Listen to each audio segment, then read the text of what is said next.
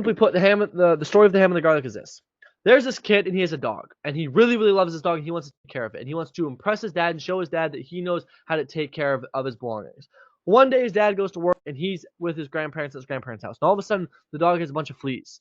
And the kid starts freaking out. She's like, holy fuck, dad, see this, he's gonna shoot me in the face. What the fuck? And she's like, grandma, like, I need help, I need help, I need help. The dog has fleas. She's like, oh my goodness, no worries. Right? All you gotta do is give the dog garlic and the fleas will go away. The kid's like, oh my goodness, grandma, thank you so much. So he goes to the kitchen, go grabs that garlic clove and feeds it to the dog, and the dog won't eat it because the dog doesn't like garlic. He's like, what the fuck? Like, let's pretend his name is Benjamin. Benjamin, eat the garlic. What are you doing? And Benjamin doesn't eat the fucking garlic because Benjamin doesn't like garlic. Because he doesn't understand that he has fleas. He doesn't understand he has to get rid of them. He doesn't understand because he can't see. His eyes are pointed this way. The fleas are back here. Right? He doesn't feel them. He doesn't affect them. He doesn't have a reason to impress the dad. He doesn't see why he should get rid of the fleas. He doesn't give a fuck. He's just a dog. Right? And all he's seeing is this guy's giving him garlic. And he's like, what the fuck? I don't want this garlic. I don't want it. Right? Like, why are you giving this to me? I don't need this. I don't want this. What the fuck? Right? And so the dog is hesitant to eat this garlic. The kid runs back to the grandma and goes, Grandma, Benjamin won't eat the garlic. And she's like, well, what do you mean? Like, did you just give him the garlic? And then he's like, yeah, that's what you told me. She's like, oh my goodness. No, that's not how it works.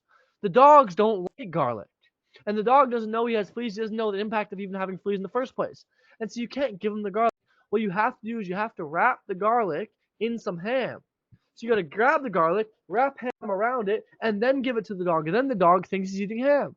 And so then he will eat the ham because he likes ham, and inside the ham is the garlic, and then he'll have the garlic. The kid then goes, wraps the garlic in the ham, feeds it to the dog eats it, and the fleas go away, and he's happy. So what's the moral of the story?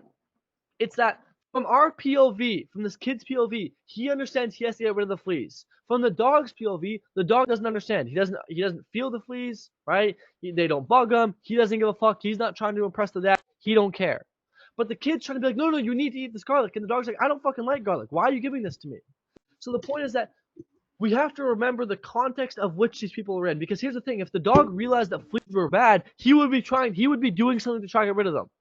The same way in business, if a prospect realized there was a problem in their business, they realized it, they would be trying to fix it. So if the prospect knew they had this problem and you said to them, hey, I have the solution to the problem, they would buy. The reason why most people don't buy is because you offer them something that they don't know that they need yet at this point in time.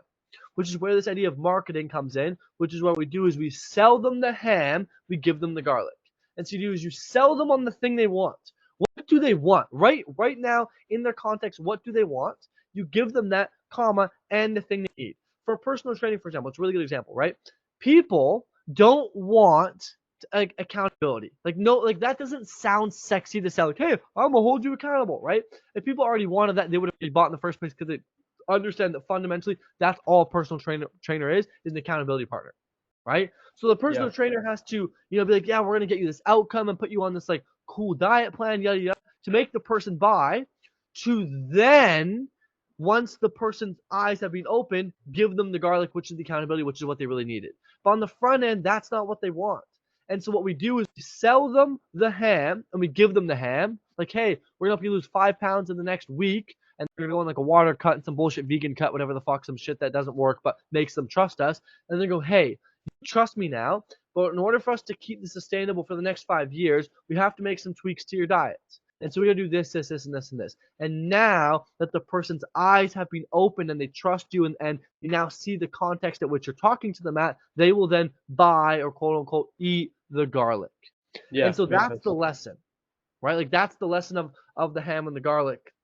And you can take that because right now, if you went up to me 7 months ago and said, Stefan, you need a newsletter, I'd be like, why? Like what? Like no. I'm like, no, I don't want one. Too much work. Fuck that. I don't see why. I don't get it. Right? Now, obviously, I have a newsletter, right, that I send out a couple times a week, right?